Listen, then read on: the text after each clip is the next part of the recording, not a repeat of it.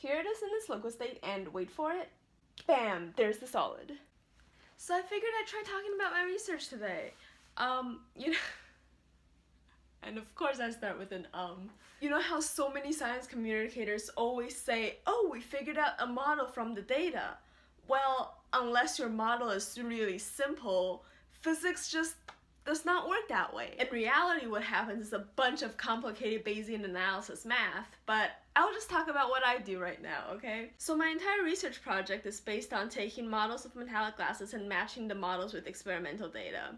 So when the experimental data, these peaks you could see here relate to the distances in the model, and essentially what I'm doing is we have this equation that takes in the positions of the atoms in the model and then feeds it and then can generate experimental fits.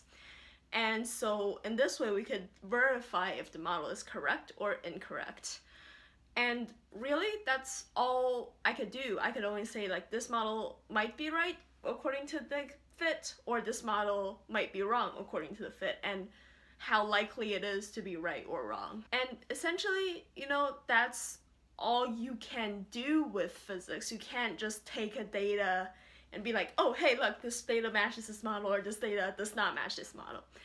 It's Bayesian analysis. So this equation down here, the entire gist is that we want the probability of the model given the data, but really we could only figure out the probability of the data given the model. And you throw in some Bayesian analysis, this is the final equation. This is actually just Bayes' theorem. And then you calculate what the probability of the data is, you calculate what the probability of the model is, and voila.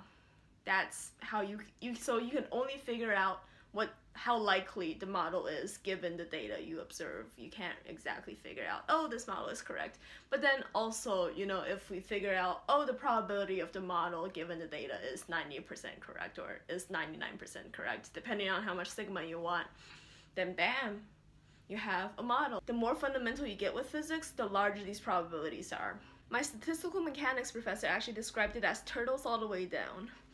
I thought you guys would like that reference, but yeah, no, it's not referencing the book, it's actually referencing how the globe and turtles all the way down.